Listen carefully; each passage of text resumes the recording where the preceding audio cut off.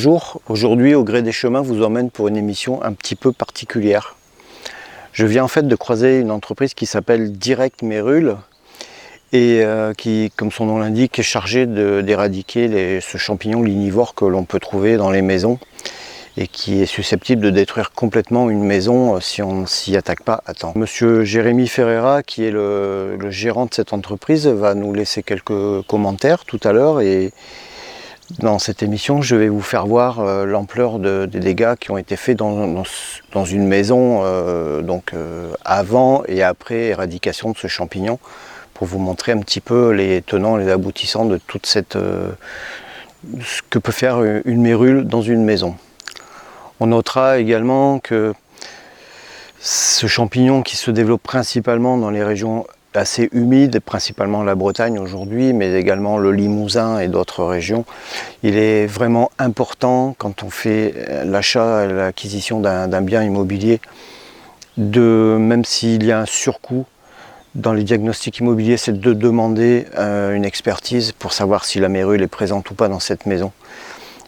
Ça peut être un tout petit champignon donc, qui ne va pas coûter une fortune pour l'éradication, jusqu'à des milliers d'euros, tant l'ampleur des dégâts peut être importante. Vous allez voir par vous-même ce qui peut se passer dans une maison à l'achat. On ne voit pas forcément non plus ce qu'il y a derrière les placoplâtres, les lambris, tout ça. Malheureusement, on ne peut pas, quand on achète une maison et qu'on va la visiter, on ne peut pas casser les murs non plus pour voir si quelque chose se cache derrière.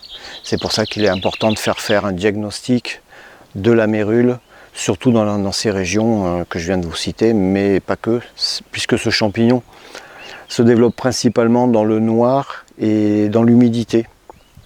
Donc les maisons mal ventilées, les maisons humides, donc attention à vous, voilà. Donc je vous laisse regarder cette émission, j'espère qu'elle vous plaira. N'hésitez pas à laisser des commentaires et surtout partagez, likez. Les conséquences au tribunal sont souvent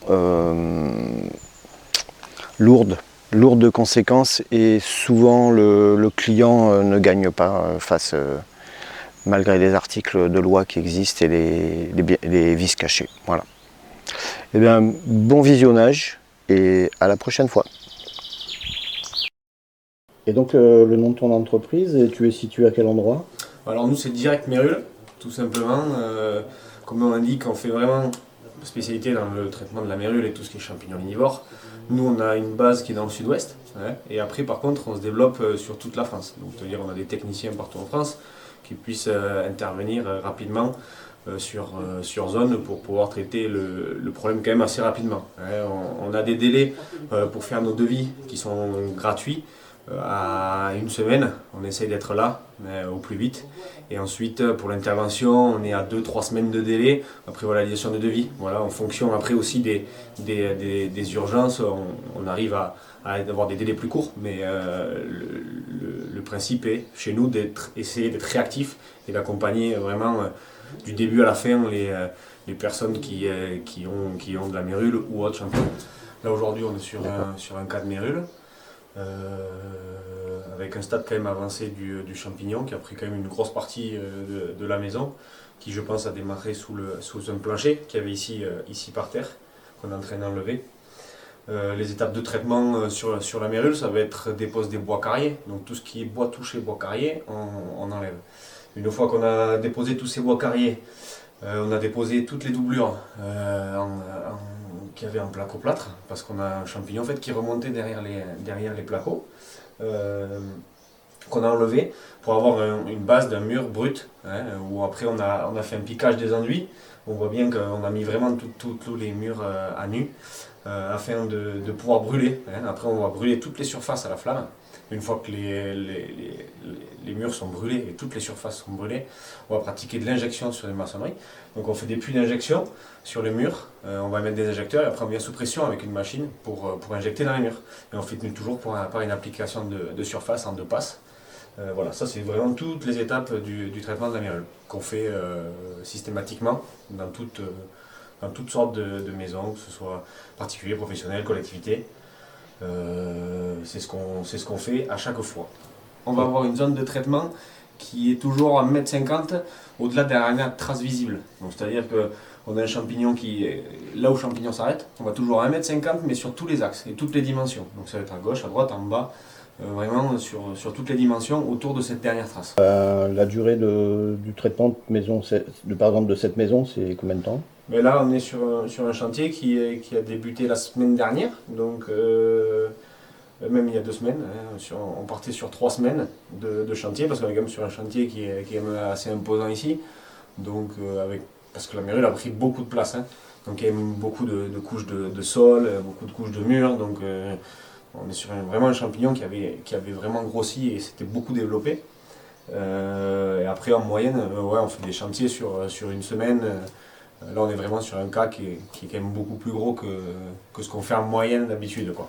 Après, comme c'est une entreprise, il y a des assurances décennales sur le traitement? Alors nous, on assure bien sûr le traitement pendant 10 ans. Une fois fini, on délivre un document qui atteste avec toutes les étapes de traitement et qui garantit le traitement pendant 10 ans. Vous avez aussi une assurance produit, quand même, quand on traite les bois, quand ils ne sont pas enlevés, il y a une garantie de 10 ans sur les bois et 5 ans dans les maçonneries. Alors au niveau de la prévention, ce qu'il faut faire quand on vient d'acheter une maison, quand on veut faire de la rénovation, des choses comme ça, surtout sur de l'ancien, ça va être de ventiler les maisons, de ne pas surisoler les maisons, voir les taux d'humidité aussi, parce qu'on est sur un champignon quand même qui se développe dans l'ombre et qui va aimer des conditions très particulières avec des taux d'humidité quand même assez bas pour le départ, autour de 30% on va dire. Et après qui se développe et qui se déplace surtout sur tout ce qui est poreux. Donc moi ce que je conseille, je schématise un peu au triangle du feu, c'est-à-dire que la mérule a besoin d'humidité, de ventilation et de bois.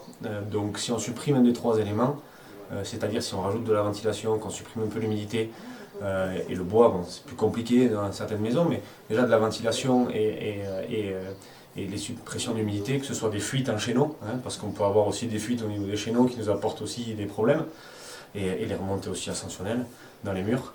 Ça permet à ce qu'on ait une maison qui puisse être saine et pas avoir de départ de mérule ou autres champignons. Voilà, parce qu'il n'y a pas que ça aussi qui existe aujourd'hui. Donc au niveau de la prévention, ventilation, humidité.